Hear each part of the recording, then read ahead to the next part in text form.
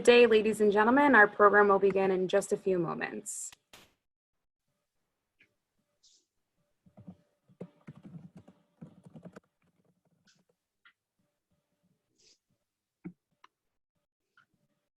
Good day, ladies and gentlemen. Our program will begin in just a few moments.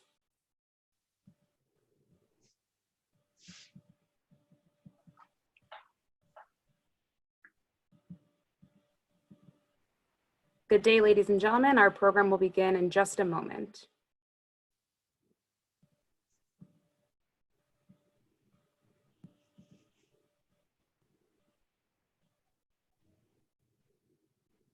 Good day. Welcome to Advocacy Anywhere, powered by AJC. Advocacy Anywhere is AJC's digital platform that enables you to engage with AJC's global expertise, content, and advocacy from wherever you are. Today's program is brought to you in partnership with Jewish Insider. You can sign up for Jewish Insider's daily kickoff by visiting jewishinsider.com. 75 years ago, today, on May 8th, 1945, the Second World War in Europe ended. That joy was tempered by the knowledge that the greatest mass atrocity in human history had befallen the Jewish people. 1,102 days later, the greatest moment in modern Jewish history occurred with the rebirth of the State of Israel. To discuss this remarkable journey from the depths of despair to the joy of redemption, we are privileged to be joined today by AJC CEO David Harris. Described by the late Shimon Peres as the foreign minister of the Jewish people, David has led AJC since 1990. After we hear from David, we will take your questions. You may email your questions to questions@ajc.org, questions is plural, or use the Q&A chat feature in Zoom. David, you have the floor. Thank you, Belle. I'd like to tell a story. It's not my own story, but it's a story that I feel very close to because the people around me lived the story and so many others like them. It's a story that began on May the 8th, 1945, exactly 75 years ago today. Or maybe the story actually began in January 1942 in the lovely Wannsee Pavilion on the shores of a beautiful lake outside Berlin, where Nazi leaders gathered together to organize and implement the final solution, the Endlösung, as it was called in German. Or maybe the story began really in January of 1933, when an obscure house painter from Austria became the Chancellor of Germany. Or maybe the story actually began in 1924 in the Landsberg prison, where that same obscure Austrian house painter wrote his manifesto, Mein Kampf, My Struggle. Or maybe the story actually began in the days right after Germany's defeat in the First World War, the Paris Peace Conference of 1919, the Versailles Treaty that imposed such harsh conditions on a defeated Germany. Or maybe, to be fair, the story really began in the 19th century, or perhaps the 18th century. Or we can wind back to the 4th century, to all the years, to all the decades, to all the centuries of anti-Semitism in its many, many forms on European soil, to the ghettos, to the inquisitions, to the expulsions, to the forced conversions, to the kidnapping of children, to all the many different ways in which Europe over time expressed its hatred, its antipathy, its distrust of Jews. What happened during the Second World War didn't suddenly happen in a vacuum. It was specific to Germany, but it was on European soil. And so when we look at May 8th, 1945, I've often asked myself, what must it have been like to be a surviving Jew in Europe? Maybe surviving the camps. Maybe having just found that Buchenwald and Dachau and Auschwitz and Majdanek and the other camps were now liberated. Or perhaps one was in hiding with one of the few righteous Gentiles that at enormous risk to their own lives hid Jews, often Jews they never knew. Or maybe it was Jews who were in the forests, in the partisan movement, in the underground, in the resistance. But May 8th, 1945 was a day that none of them would ever forget. And that included my own family, my father who was in the OSS as an espionage agent behind enemy lines on May 8th, 1945. My mother, who had miraculously arrived in the United States during the war, 2 years after the war began in Europe, and who went to Times Square to celebrate, and the other members of my family in Europe and elsewhere who had managed to survive the war. I've often asked, what were the emotions? Well, their first emotion, of course, must have been relief. It was over. The war was over. The Nazi juggernaut that had promised a 1,000-year reign had been cut short by 988 years. But look what had happened in those 12 years. They industrialized the machinery of murder. They introduced an entirely new alphabet of genocide, from the letter A for Auschwitz to the letter Z for Zyklon B. They had discovered in those 12 years that more often than not, they had been alone, abandoned, isolated, that the world had largely ignored their plight, that even when the world got together, whether in Evian in 1938 or in the Bermuda Conference in 1943, to discuss the plight of Jews in Europe, at the end of the day, very little was done. The can was kicked down the road. The few who managed to escape, 14 members of my family, who were given visas by a member of Congress that I had never met and never been able to thank, Mr. Ivor Fenton of northeastern Pennsylvania, they were the minority. So the survivors, yes, they must have celebrated that it was over, but it wasn't as simple. For others, perhaps, it was a time to look forward, to put the past behind them. But how could the survivors simply put the past behind them? Look what had happened to them in the previous 12 years. It was simply impossible to say, that was yesterday, this is today, new start, new beginning. No, they couldn't. Few of them had their families intact. Many had witnessed their own immediate family, their parents, their children, their spouses, murdered in front of them. So what was their feeling? Well, it was made still more difficult because even after the war was over, even after May 8th, VE Day was declared, even after the Germans and their allies had surrendered, full peace did not come to the few survivors in Europe. And this is a story that's not terribly well known. What happened on May 9th and May 10th and May 11th, and actually that carried forward to May 9th and 10th of 1946 and 1947. Some of the Jewish survivors, those principally from West European countries, went home. They went back to France, back to the Netherlands, back to Belgium, back to Denmark, to Norway. But what about the Jews from Central and Eastern Europe? Would the Jews of Germany who survived stay in Germany? What about the Jews from Poland, which was the epicenter of Jewish demography on the eve of the war? 3.5 million of the 9 million European Jews lived in Poland on September the 1st, 1939. What about the Jews of Hungary and Romania? And of course of the Soviet Union? What would happen to them?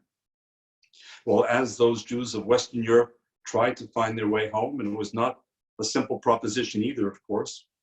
If you haven't already read it, read the book of the late Primo Levi, one of the extraordinary chroniclers of the Holocaust period, an Italian Jew, a chemist from Torino, who was incarcerated in Auschwitz for a year and survived.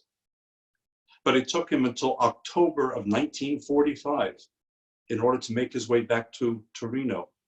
And he wrote a book about that story of what happened from liberation in Auschwitz until he was actually able to get home, called La Tregua, in English, The Truce. It's well worth reading.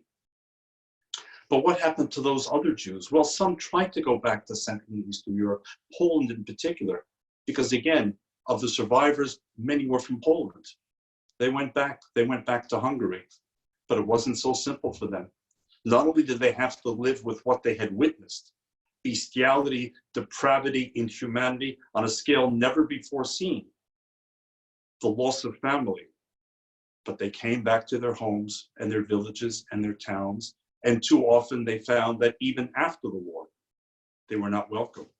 And even though in this case, Poland was on the same side as the Jews in fighting the Nazis, and even though Poland had so bravely and valiantly fought the Nazis, in the underground, in the Royal Air Force, among the cryptographers at Bletchley Park, which broke the German code, anti-Semitism had not been erased from Poland either. And thousands of Polish Jews and Hungarian Jews and others in Central and Eastern Europe found they were not welcome, though they had survived. And so they were on the march again. And where did they end up? Many of them ended up right back in Germany, or in Austria, or in Italy, the Axis countries, in what became known as displaced persons camps. As many as 250,000 surviving Jews of the Holocaust ended up in these DP camps because they had nowhere to go. They couldn't go back and stay. They feared that they would be attacked. And there are reports that as many as 1,500 surviving Jews who returned to Poland were killed after the war. Perhaps the most infamous pogrom took place in 1946 in the Polish town of Kielce, where as many as 40 Jews were killed. Their property had been taken, their homes had been taken in so many cases. So they came back. They came back to Germany and to Austria and to Italy and ended up in DP camps. Now, this wasn't so simple either. First of all, many had already spent years away from their normal lives. But now what was going to happen to them? And just to fast forward for a moment, the last DP camp on European soil did not close until 1952, 1953. That was 7 to 8 years after the end of the war, meaning that there were Jews who, having survived the war, however they survived the war, nonetheless had to spend as much as 7 to 8 years after the war living in a makeshift displaced persons camp because they still had nowhere to go. Of course, many had left in the interim, but not all. The DP camps were themselves a big story, because after all, it wasn't just a kind of simple, simplistic story of Jews survived, moved on. They survived with the tragedy that had befallen them. And I just want to read one little excerpt from the book called Liberation by William Hitchcock to give you a sense of the mood and the atmosphere.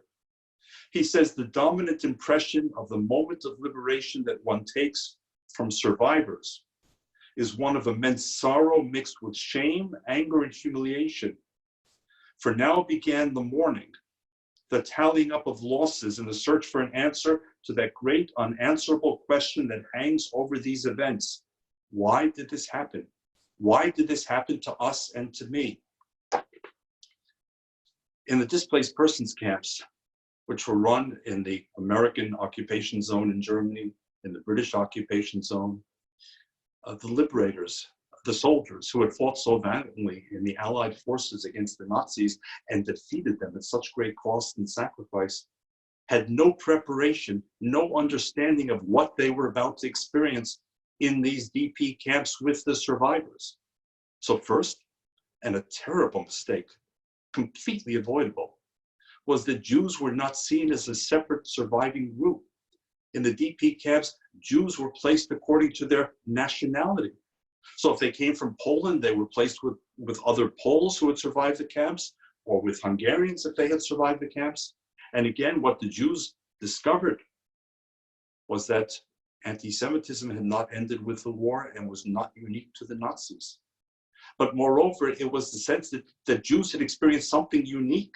This was a genocide against the Jewish people. Jews needed to be with other Jews, and it took months for the displaced persons administrators to realize the mistake they had made by lumping people together simply by country and by flag before they separated the Jews and created special camps for Jews, where Jewish activity began to surface, political activity, cultural activity, as slowly people began to emerge. But the administrators were not ready either for the psychological damage that had been done. They couldn't possibly put themselves in the shoes. And as we all know, so little attention had been paid to the Jewish tragedy during the war by the New York Times and others in countries like the United States, that they had no orientation, no briefing to prepare them for what they were going to experience when they encountered these tens and hundreds of thousands of Jewish survivors whom they were supposed to administer. The American and British soldiers, according to many accounts, felt that they had operated valiantly, virtuously. They had saved the world, and they had. They had defeated Nazism, and they had. And others should be grateful. But for the Jewish DP inmates, gratitude was mixed with bewilderment, confusion, trauma, and tragedy. And so the cultural bridges between these two groups, who were also on the same side during the war, was a wide one, a vast chasm. And if one reads the accounts on both sides during that period, there was a lot of mistrust, a lot of antagonism, when of course there shouldn't have been, precisely because people were on the same side against the Nazis. But why were they in the DP camps in the first place? Again, because they couldn't go to their homes in Central and Eastern Europe, they believed, but they had nowhere else to go. Where else could they go? Well, the one place that most wanted to go to was away from Europe. Enough of Europe. Europe had betrayed us too often. It had betrayed us before the war. It certainly betrayed us during the war. Enough. We had tried to integrate in Europe during the period of the Enlightenment. We couldn't. We weren't allowed to integrate fully, it turned out. We thought we had, but we hadn't. So where could we go? Where could we finally feel that we were in control of our own destiny and not living based on others' goodwill toward us, which too often had proved not to be so good? And the answer for many was Palestine. The answer was British-ruled Palestine. Of course, since the Balfour Declaration earlier in the 20th century, and then the decision of the San Remo Conference 3 years later, and then the League of Nations mandate given to the United Kingdom, this small sliver of land had been under the authority of the United Kingdom. And here we come to another fascinating and difficult topic of conversation. There are many of us, and I count myself among them, who have enormous everlasting gratitude to the United Kingdom, and particularly to the leadership of Winston Churchill. Churchill became Prime Minister of Great Britain on May 10th, 1940. And he remained as Prime Minister, of course, through the end of the war and 2 months later into July of 1945. And without Britain's role, Churchill's leadership, and in particular, the unique place of Britain between the fall of France in the spring of 1940 and the entry of the Soviet Union on the side of the Allies in June of 1941, Britain and its dominions stood alone against the Nazi juggernaut. This is something never to be forgotten and always to be grateful for. But it's that same Britain, that very same Britain, that after the war and under the leadership of Clement Attlee and his foreign minister Bevan, refused, absolutely categorically refused, to open Palestine to Jewish immigration from Europe, and specifically to the displaced persons people, except in minuscule numbers. By their numbers, it would have taken Lord knows how long to empty the DP camps over time of the Jewish survivors and allow them to go to Palestine. And so the battle between the Jewish survivors and the British resumed. It had never really ended within the borders of Palestine, although many Jews had volunteered for the British-run Jewish Brigade and served valiantly in Europe during the war.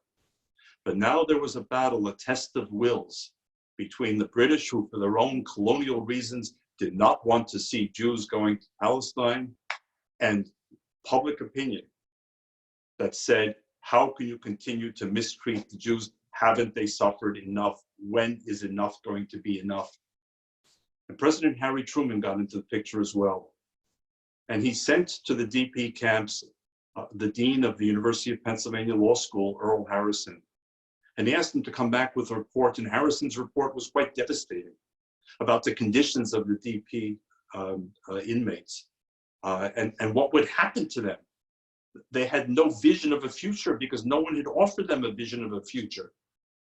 And Simon Rifkin, who was associated with the American Jewish Committee, was appointed by General Eisenhower as well to take a look at the survivors and their situation and their needs.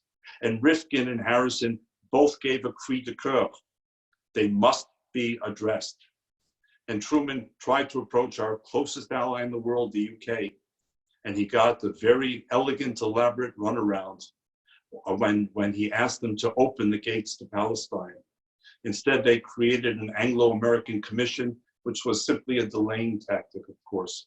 And the story is a longer one, but I'm not here to offer all the sources and reference and footnotes. I want to tell a story because it's a powerful story that we all ought to know.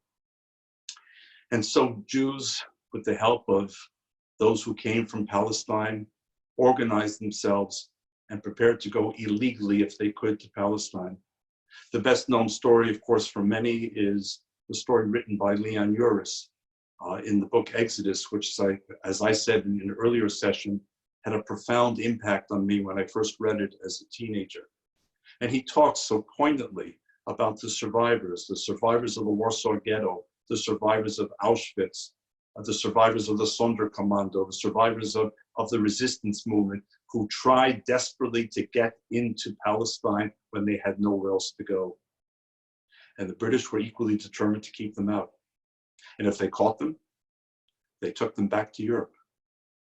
If they caught them, they put them behind barbed wire on the island of Cyprus, which was also then ruled by the British. I don't know how many of you know that over 2,000 Jewish babies were born on the island of Cyprus, behind barbed wire, in the post-war years when Jews were interned by the British on the island in order to prevent them from making their way to Palestine.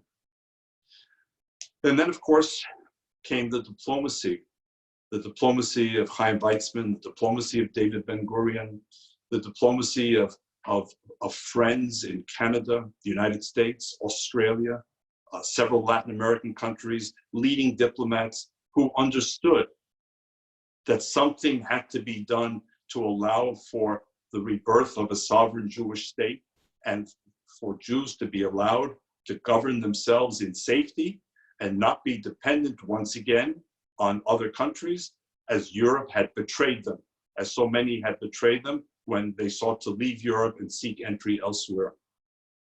And so through the United Nations, the fledgling organization born in 1945, you first have the United Nations Special Committee on Palestine, UNSCOP, which recommended after its study tour of the region, the creation of two states, a Jewish state and an Arab state. And that recommendation was transmitted to the UN General Assembly, which in November of 1947, by a vote of 33 in favor, 13 opposed, and 10 abstentions, endorsed the recommendation for the creation of both a Jewish and an Arab state in what was then British Mandatory Palestine.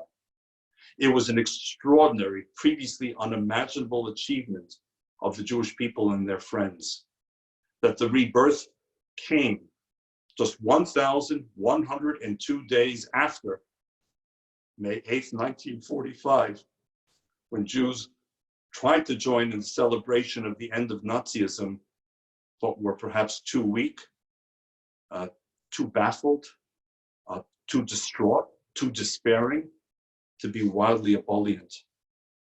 A remarkable journey of 1,102 days from the depths of despair and depravity to the heights of ecstasy and redemption. An extraordinary story. And I would remind us all that the recommendation was for two states, not one, two states, a Jewish state and an Arab state, recognizing that there were two legitimate and competing national claims for sovereignty. And the result of the United Nations diplomats involved was to propose that each side be given less than it might have wished, but something more than it had ever had. The Palestinians had never had a state of their own before, and the Jews had not had a state of their own since the first century in the Common Era. So offering something to both. The Jews, pragmatically driven, said, yes, it's much less than we want. The geography of this division is strange and bizarre and dangerous, but a half a loaf is much better than no loaf, because otherwise we are at the behest of others. And the Arab world, including the local Palestinians, tragically said no to that two-state solution. So on May 14th, 1948, we learned that the name of the reborn Jewish state would be Israel. And the national anthem, as we had known and would know, would be Hatikva. And the key words for me in Hatikva in Hebrew, Liot am Chofshi Be'artzenu, Eretz Zion v'Yerushalayim, to be a free people in our own land, the land of Zion and Jerusalem. It was an extraordinary moment. And after May 14th, 1948, displaced persons in Europe and others, if they wished, could now go to Israel openly, not clandestinely, not with fear of being incarcerated on the island of Cyprus by British soldiers behind barbed wire, not having to live any longer in Bergen-Belsen, which had been a concentration camp during the war, and after the war served as a British displaced persons camp for many, including Jews. No, the meaning of the rebirth of Israel was that Jews would be in control of their own destiny. And that was a powerful message, especially coming so shortly after the Shoah, after the end of the Second World War. But once again, it wasn't so simple and straightforward, because as everyone knows, not only had the Arab countries rejected the partition plan of November 1947, but they declared that they would go to war in order to destroy this embryonic state. And indeed, the war began in a way before May 14th, but intensified with the declaration by 5 standing Arab armies of war. Now, anyone looking at the situation on the ground would say the Jews have no chance. There were perhaps 650 to 700,000 Jews in what was called Palestine, now Israel, in what was then the Yishuv. And the standing armies represented countries with millions of residents. And in the case of Jordan or Transjordan, it also included a very efficient British trained army. Who would have given the Jews, 3 years after they had been led to slaughter like sheep, any chance of defending themselves? But defend themselves they did in another miracle. These 650 to 700,000 Jews understood, Ein breda, no choice. This is it. This is our last stand. This is our only last home. Every other home essentially rejected us, certainly in Europe, across Europe. And so with extraordinary courage and bravery and ingenuity and improvisation and sacrifice, those Jews defended themselves. And even though Harry Truman was a hero of mine, a hero of the story, the hero who rejected the advice of his most admired colleague in the cabinet, George Marshall, when Marshall said, "Do not recognize this new Jewish state. It will not serve the interests of the United States in the Middle East. It will not serve our oil interests. And anyway, the Jews won't be able to defend themselves, so why support a losing cause?" And Marshall was supported by James Forrestal and other luminaries of Truman's own administration. But to Truman's everlasting credit, he rejected their counsel. He listened to his own advice. He listened to the Psalms, including Psalm 137. By the rivers of Babylon, there we sat, yea, we wept when we remembered Zion. He saw himself as a modern day restorer of Jewish sovereignty to this small sliver of land. And he was supported by some of his advisors, including most notably Clark Clifford. And it was that decision by the United States to support the rebirth of Israel in the United Nations that was critical to the story.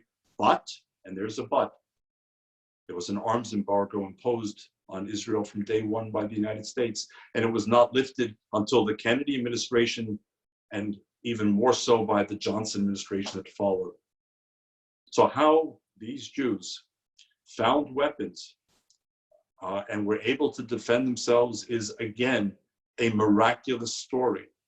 Some of those weapons, I have to note, were assisted by my uncle, the late Jules Chender. There's a book called The Pledge, which tells the story of how weapons were smuggled from the United States to the Jews in Palestine in order to defend themselves. And he was among them, and at one point was detained by the FBI for that smuggling operation.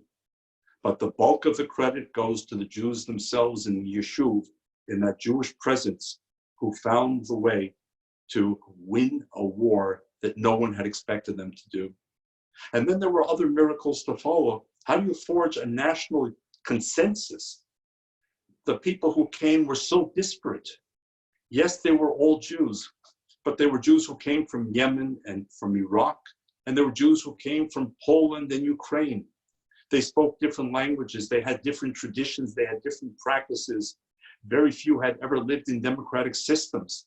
And yet Israel forged a democratic country which invited all of its citizens to participate in a democratic way of life. So you have to forge some kind of national consensus as to what that entailed. And then, of course, you had to grapple with these twin notions of a Jewish state and a democratic state. And there was no real playbook for that. But the remarkable thing is that all of these things were happening simultaneously. You had a brand new state, which on the first day of its existence, was attacked by Arab armies with the open intent of annihilation. At the same time, you had the ingathering of the exiles as the DPs from Europe and others began to try and rush to this new state, a state which had no natural resources at the time to speak of, none, barely an economy. The only resources it had were human capital and human spirit. So all of these things were happening simultaneously, forging a democratic culture, establishing a social consensus, welcoming the ingathering of the exiles, and defending this new country against nations which may have been defeated in the First War, but had not abandoned their determination to destroy the state by any means, by war, by terrorism, by boycotts, whatever it took. It's an extraordinary story. And lastly, I want to address one other issue related to this story. And that is the issue that comes up even to this day, 72 years after Israel's rebirth in 1948, the issue of legitimacy. There's no other country on the planet I know whose legitimacy as a nation is questioned. Nations exist. They emerged in a variety of ways. Many were the products of colonial projects, map making by sometimes arrogant Western leaders who drew and redrew maps of Africa and, by the way, of the Arab Middle East and others. So this question of why Israel and Israel alone has its legitimacy question, a legitimacy that many would argue began well over 3,000 years ago with the most widely read book in the history of the planet, the Bible, in which that history is amply laid out, the connection between the Jewish people and this wellspring, this birthplace of our emergence as a faith and as a people, as both a faith and a people. Or to fast forward to the Balfour Declaration, the San Remo decision, the League of Nations mandate, or the United Nations Special Committee on Palestine recommendation, or the UN General Assembly recommendation. How many nations on earth, by the way, including countries like the United States, how many nations on earth have that kind of legitimization pedigree? I would argue very few. How many in the Middle East have that kind of legitimization pedigree? Very few, or in Africa and elsewhere. So this notion that Israel's being singled out is really something that needs to be understood in the context of just why and what the motivations are. But I want to end by bringing this all together, because for me, this story that for practical purposes began on May 8th, 1945, and took us through May 14th, 1948, is a story above all about faith, fortitude, and footing. Somehow, against all the odds, and in the eye of the most brutal storm to descend on this planet, the Jewish survivors, wherever they were, and other Jews who witnessed, found their faith, or never lost their faith, or restored their faith. And they found the fortitude, somehow the strength, the resilience, the determination to go forward. They found the footing to put one foot in front of the other and to look towards the future. To look towards the future against the brutality of the past, against what they had been through. Speak to any survivor who's still alive about what they went through. Read the accounts, the memoirs, and one only begins, because in reality we can never understand if we weren't there. We can visit the sites, we can read the memoirs, we can watch the films, but in reality we can't put ourselves in their shoes. This was not a linear journey. This was not simply a story of survival and redemption. This was about much more than that. It was much more textured, much more layered. And I will never, ever find the words of admiration and gratitude to adequately describe what I believe is the remarkable journey of the survivors, the remarkable journey of those in the Yishuv in Palestine, how they came together and how they rebuilt Jewish life, Jewish hope, Jewish destiny in the miraculously reborn state of Israel. Are there lessons for today? There are many lessons for today. I think some of them are obvious, and perhaps we'll explore some of the others in the discussion period. Thanks very much. Thank you, David. We have many questions, but I will remind our viewers, if you have questions, you can email questions@ajc.org, questions is plural, or use the Q&A chat feature in Zoom. To start us off, David, Adam in Houston asks, this tends to be a controversial question with mixed answers, so I'm very curious for your thoughts. In hindsight, is there more that the U.S. could have done to save Jews during the war? It's a good question, and as the questioner himself said, there are lots of different points of view, and each of those points of views is a credential point of view, so it comes with a long sort of scholarly pedigree, and you'll have to pick and choose. I happen to believe that more could have been done. Yes, more could have been done. More should have been done. Of course, more should have been done. I begin with things like U.S. immigration quotas, which I know. I mean, I know that President Roosevelt understood that the United States would be going to war at some point. He understood this before we entered the war, before Pearl Harbor, and he wanted to avoid any impression in the United States where anti-Semitism was still very, very rife. The Charles Lindberghs and the Father Coughlins and others were sowing anti-Semitism. He was very concerned that the U.S. entry into the war might end up looking as if it were a war to save the Jews, which would not go over well. But I don't think that's a convincing answer for me. And I don't think it explains why, for example, the United States rejected the passenger ship St. Louis, the now famous story of the passenger ship on the eve of the war carrying some 935 Jewish refugees from Europe that first stopped in Cuba and that anchored off the coast of Florida, and the United States would not permit any of those passengers to get off the ship, and instead watched as eventually the captain of the ship had to cross the Atlantic and redeposit all of those Jewish refugees on European soil to an uncertain or maybe all too certain fate. There is no explanation that I can accept for why my country, this large, bountiful country, which in years subsequent has been generous in accepting refugees and immigrants, was so frightened of the prospect of triggering anti-Semitism that they could not even welcome less than 1,000 refugees. Or to fast forward, Henry Morgenthau was the Secretary of the Treasury and a close friend of Franklin Roosevelt. They had homes in the Hudson Valley as well, near each other. Morgenthau became increasingly concerned about the specific plight of the Jews during the war, and the fact that nothing had specifically been done by our great country and our forces to try and stop the deportations, stop the mass murders, other than the generic policy of the quicker we win the war, the quicker we end the suffering of all, including but not limited to the Jews. But Morgenthau persevered with some assistance and created the War Refugee Board. Many of the viewers for this session know about Raoul Wallenberg. Not everyone, though, may know that Raoul Wallenberg was hired by the U.S. War Refugee Board. His salary was paid by the U.S. War Refugee Board. He was selected because he was the right person for the job, and he came from neutral Sweden. Sweden was one of, I believe, the 7 European countries neutral during the war. That allowed him to go to Hungary, where he operated on behalf of Sweden. But in truth, he operated on behalf of the United States. He remarkably saved thousands, if not tens of thousands, of Hungarian Jews who were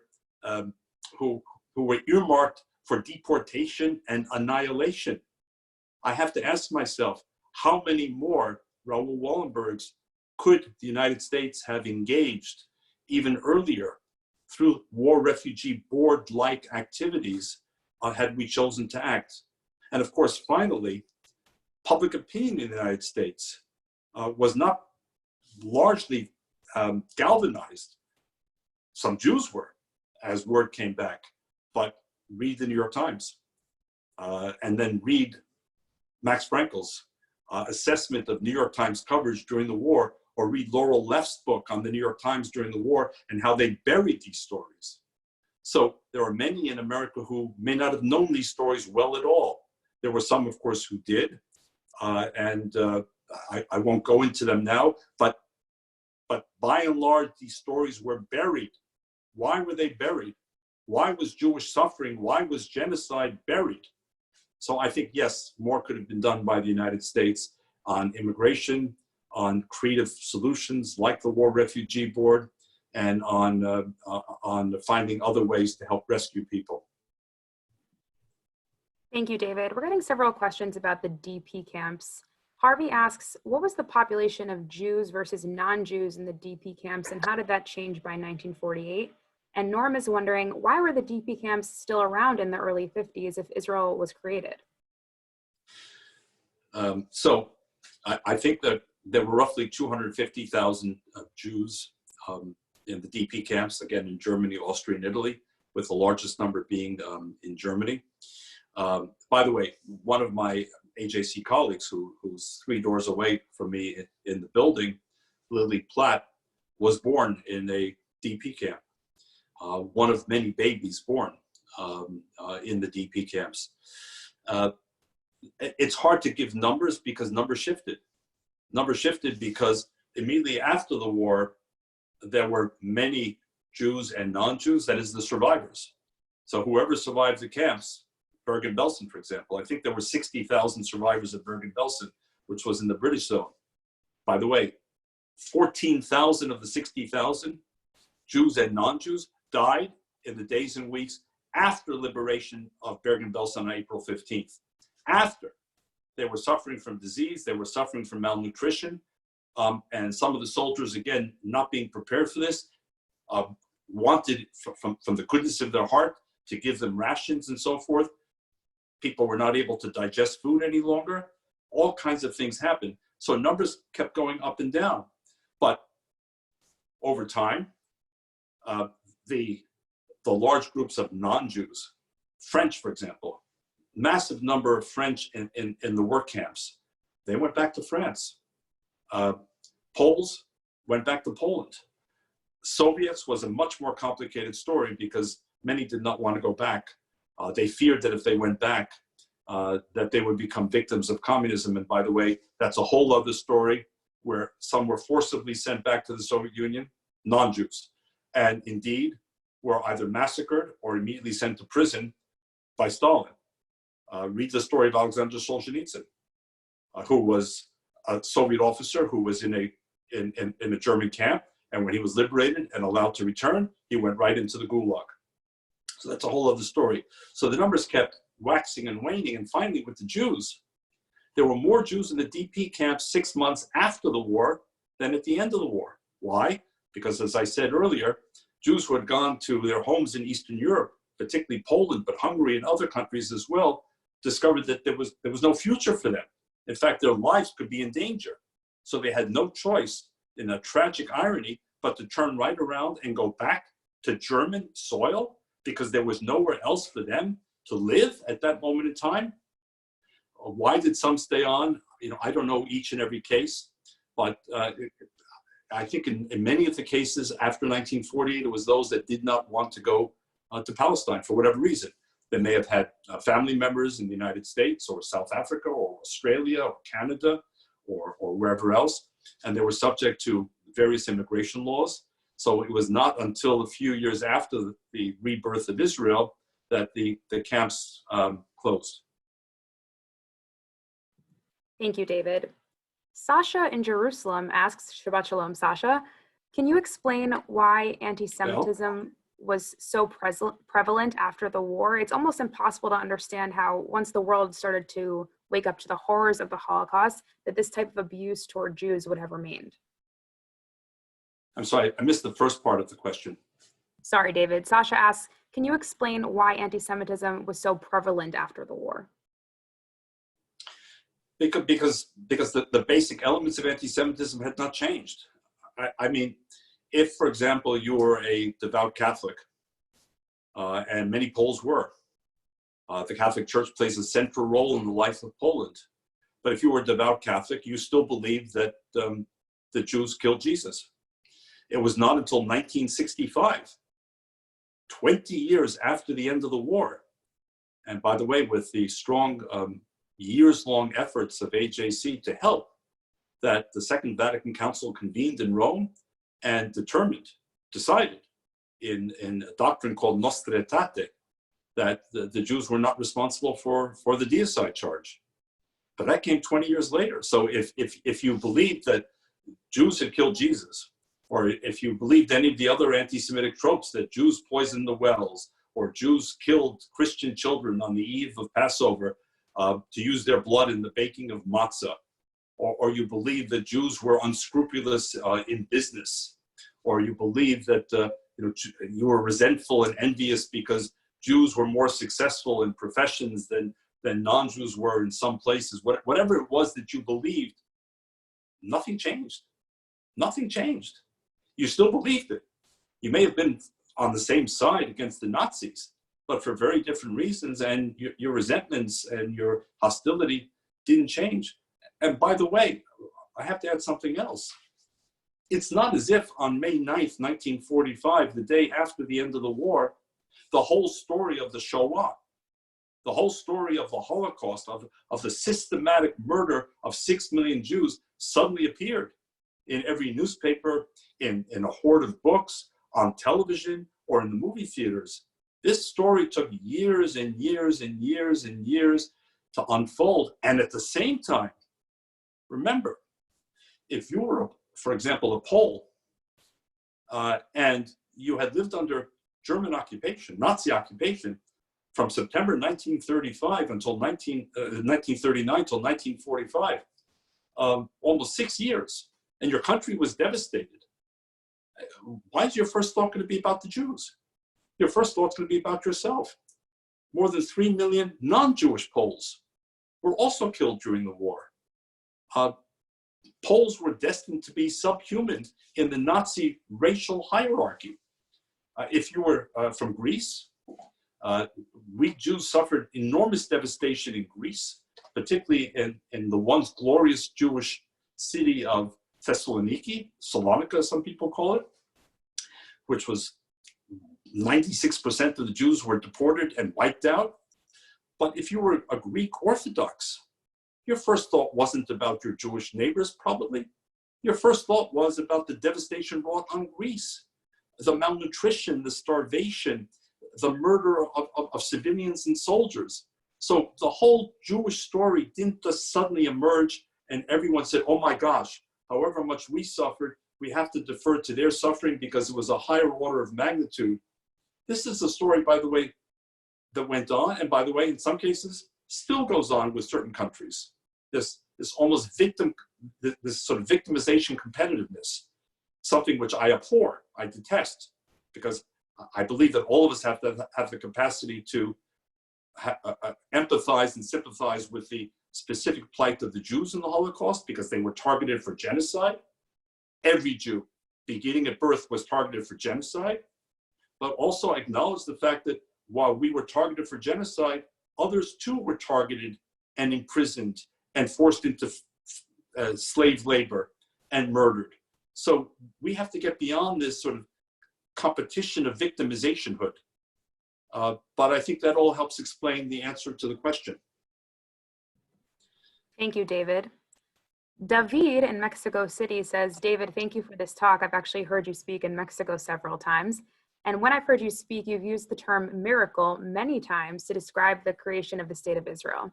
Do you really believe it was a miracle? Can you elaborate and explain why you used that specific term? Why is it a miracle? Well, I'll take the first two letters and words of the Hanukkah dreidel, Nes Gadol. It wasn't just a Nes, a miracle, it was a Nes Gadol. It was a big miracle. Yes, I believe, my namesake, David, I believe that the rebirth of the state of Israel was a miracle. It was a miracle that was accomplished through human effort. Why? I guess in a way, I began to answer that question when I said earlier, how could it be? How could it be that 1,102 days after the end of the Second World War and the murder of 2/3 of European Jewry, including 1.5 million Jewish children as young as a week or 2 weeks old, not to mention even the murder of pregnant Jewish women? How could it be when Jews were largely abandoned? Yes, thankfully, there were what we call the Chasidei Umot Ha'olam, the righteous among the Gentiles. God bless each and every one of them. They risked their lives. Some paid with their lives. But in the larger scheme of this story, they were in the thousands. Our deaths were in the millions. So Jews were largely abandoned. They were powerless. The notion, the old anti-Semitic trope of the elders of Zion, of Jews controlling this and that, I mean, patently absurd at the time. But the Second World War should have proved it in spades. Jews in Europe were completely powerless, even to control their own fate. Jews in America who had voted overwhelmingly 4 times, 1932, 36, 40, and 44, for Franklin Roosevelt, the iconic Franklin Roosevelt, who so brilliantly led America through recovery from the Great Depression and into the war, the necessary war. American Jews could not change US immigration policy. We were powerless here. By the way, even as 500,000 American Jews served in the American military in order to defeat the Axis powers, we were powerless. How could that same people that was powerless, that was abandoned, that was targeted, how could that people witness just 3 years later the rebirth of the sovereign state of Israel on a sliver of land with which we have been associated since time immemorial? A flag, a declaration of independence, a commitment to democracy, an amazing, unimaginable ability to defend ourselves. If that's not a miracle, David, I don't know what a miracle is these days. Thank you, David. Seth in Minneapolis asks, you tell this powerful story of Jewish self-determination, even though it must constantly be safeguarded. It's a very powerful case for the state of Israel. Do you believe that Palestinian self-determination remains an important value, even in the context of Israel as the rebirth of the Jewish state? So, Seth, if you heard me speak earlier about 1947 and the UN partition plan, resolution 181 it was called, it called for two states because it recognized that there were two legitimate expressions of national quest. One Arab, at the time the word used was Arab, not Palestinian, but one Arab, let's call it Palestinian Arab, and one Palestinian Jewish. And I said then, and I repeat, that had pragmatists prevailed at the time on both sides, on one side, pragmatism did prevail. Again, David Ben-Gurion would much have preferred a larger state that was more defensible and that included more of the historical connectivity between the Jewish people, by the way, including Jerusalem, which was excluded from the partition plan. But the Jews understood we must establish sovereignty somewhere, wherever. Here, we must establish sovereignty, and we'll do the best we can. And on the other side, unfortunately, I said it then and I repeat, unfortunately, rejected something similarly pragmatic. I get it. I get that at the end of the day, and believe me, in my AJC diplomacy, I've been involved in hundreds or thousands of debates. I get that each side believes that it's right and that all the rightness is on their side or our side. I get that.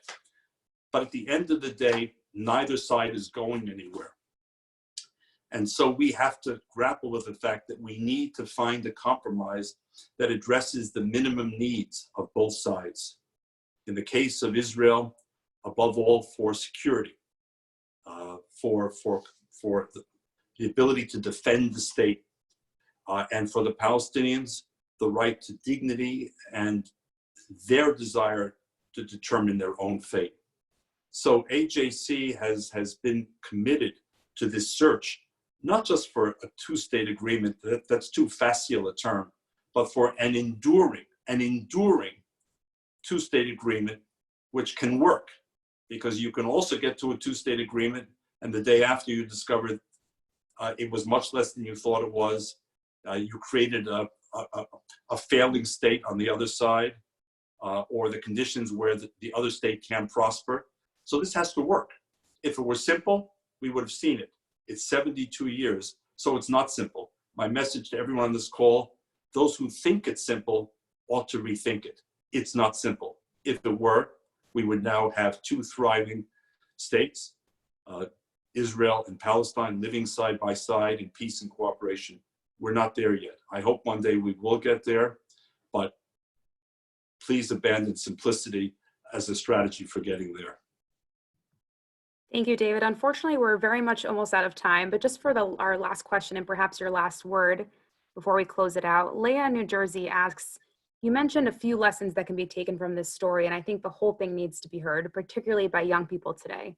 What would you say is that central message? Why must this story be told and understood? I think for a number of reasons, but I'll condense it because we're running out of time. And it's all the more important to tell the story now during COVID-19. You know, I mean, we're seeing, for example, something that really upsets me, and that's the use of Nazi references in images today by some protesters in the United States, even by some lawmakers in the United States, to challenge the public health restrictions and guidelines. And our officials are being accused of Gestapo-like mentality. The governor of Illinois is being referred to as Heil Pritzker. By the way, Mr. Pritzker happens to be Jewish. These terms are thrown around with abandon. My goodness, 75 years after the war, we have so devalued language, we have so lost sight of history that people think that what's happening today, yes, I understand it's tough. I understand that people are losing their jobs. I get that. And I'm extraordinarily sympathetic to it.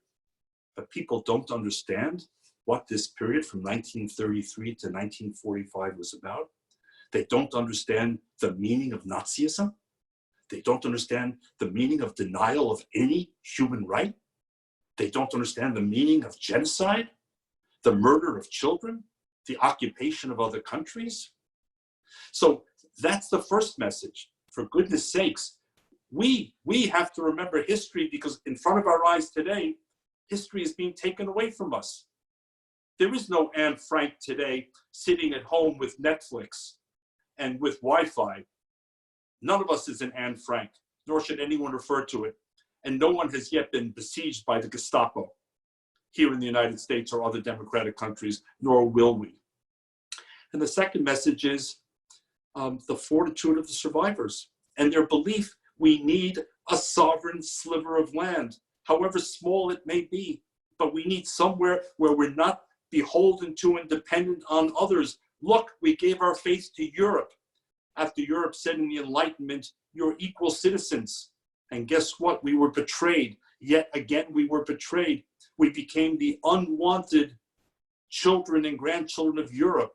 We need a piece of land. So to those who want to debate Israeli policy, we all debate Israeli policy. But let's never lose sight of this larger story of what Israel was, how it came into being, and what it represents to all of us. That's the bigger story. Thank you so much, David, for sharing that story with us. I want to thank our audience for joining us and showing your commitment to the important subjects that David covered. In these unique times, while so many of us are separated from our family and our friends, AJC is here still bringing us together on the issues that matter. We ask that you please consider making a donation to AJC so we can offer you programs like this one, and we continue to stand up for the Jewish people, for Israel, and the values that unite us all. Please visit us at ajc.org. Our next Advocacy Anywhere program will take place on Monday at 12 p.m., May 11th. It will be part 2 of our Transatlantic Dialogue series featuring Congressman Brian Mast and member of European Parliament Anna Michelle Asimakopoulou. To register for this program and to stay up to date on all Advocacy Anywhere programs, please visit ajc.org/advocacyanywhere. Please stay safe and healthy. Goodbye.